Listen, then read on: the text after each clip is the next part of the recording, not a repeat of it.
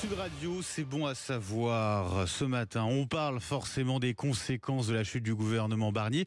On a beaucoup parlé des conséquences politiques, mais il n'y a pas que ça. Il y a des conséquences très concrètes pour notre quotidien. Exemple avec l'immobilier. Quelles conséquences pour le logement? Secteur en crise, premier poste de dépense des Français. Pour répondre à nos questions, je reçois le président de l'UNPI, l'Union nationale des propriétaires immobiliers. Bonjour Sylvain Grattalou. Bonjour. Et merci d'être avec nous ce matin sur Sud Radio pour essayer de tout comprendre. Voilà des conséquences de la chute de ce gouvernement Barnier. Conséquences politiques, je le disais, mais pas seulement, des conséquences très concrètes parce que le budget prévu pour 2025 a été rejeté. Dedans, il y avait un certain nombre de mesures en faveur du logement. Je pense notamment à l'élargissement du prêt à taux zéro pour 2025. Ça, c'est reporté et c'est inquiétant pour le marché de l'immobilier et pour nous tous. C'est très très très inquiétant et je ne comprends pas à un moment donné l'irresponsabilité que l'on peut avoir auprès de nos pouvoirs publics et particulièrement des parlementaires. Cela fait maintenant des années, on va dire, que l'immobilier est en crise, que les Français n'arrivent pas à se loger, qu'il n'y a plus d'accession à la propriété, que des locataires qui rêvent d'être propriétaires ne le sont pas, des propriétaires qui sont complètement asphyxiés par une fiscalité. Et on s'amuse à rejeter le budget, on s'amuse à faire une motion de censure. Pourquoi? Donc à un moment donné, si vous voulez, je pense qu'il y a un décalage complet entre une réalité politique qui est une instabilité et puis la réalité des Français et des propriétaires, très clairement. Irresponsabilité pour vous. C'est vrai que les politiques, on les entend depuis assez longtemps de parler de cette crise de l'immobilier. Là, vous avez l'impression qu'on a complètement oublié du côté des politiques ces questions-là, ces questions importantes. Mais elles ne sont pas oubliées, c'est que les préoccupations ne sont pas là où elles devraient être. C'est quand même assez extraordinaire que depuis plusieurs mois, tous les secteurs de l'immobilier, l'UNPI en premier lieu, parce que ce sont les propriétaires qui sont eux, qui font le marché, qui achètent, qui vendent, qui logent des Français, qui également ont des entreprises qu'ils font intervenir, donc qui produisent de la richesse, etc. Nous avons le secteur de la construction, nous avons les intermédiaires, nous avons des quantités de professions qui sont impactées par cette crise. Nous avons des mesures qui peuvent être convergentes pour la plupart. On n'arrête pas de souligner qu'il faut immédiatement intervenir et rien ne se fait. Rien ne se fait.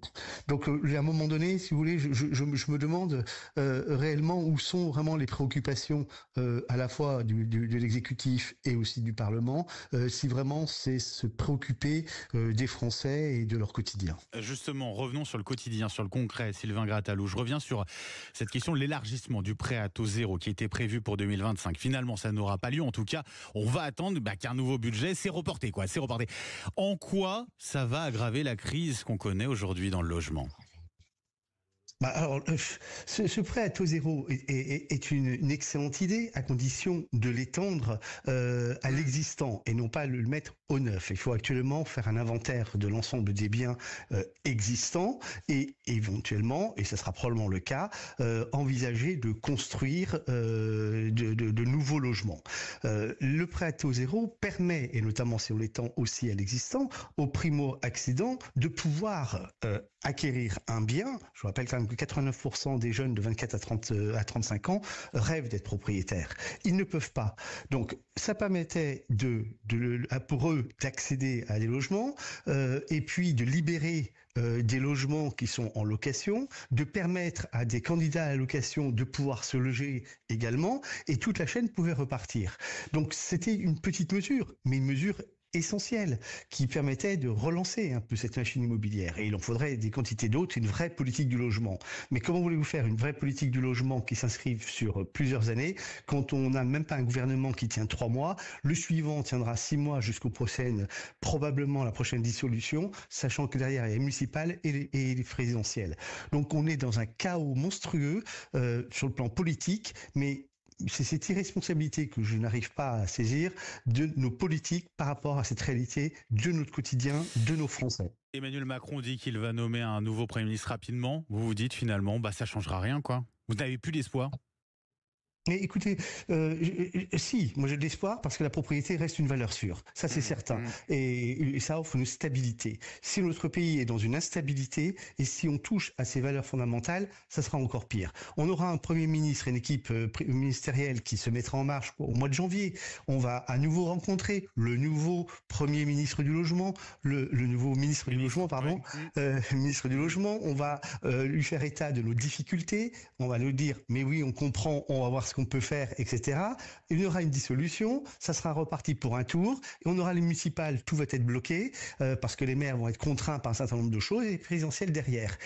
Qu'est-ce qui se passe en France après derrière? On a des Français qui ne se logent pas. Nous avons des propriétaires qui sont complètement asphyxiés par une fiscalité qui est terrible, et pour autant, on a une population vieillissante et propriétaire de biens anciens. Et on comprend bien évidemment votre inquiétude, Sylvain Grattalou. Merci d'avoir été avec nous ce matin sur Sud Radio pour nous éclairer effectivement sur tout ce qui se passe du côté du logement avec ses conséquences très très concrètes de ce budget reporté et donc de la chute du gouvernement Barnier. Merci à vous. Je rappelle que vous êtes président de l'UNPI, l'Union nationale des propriétaires immobiliers.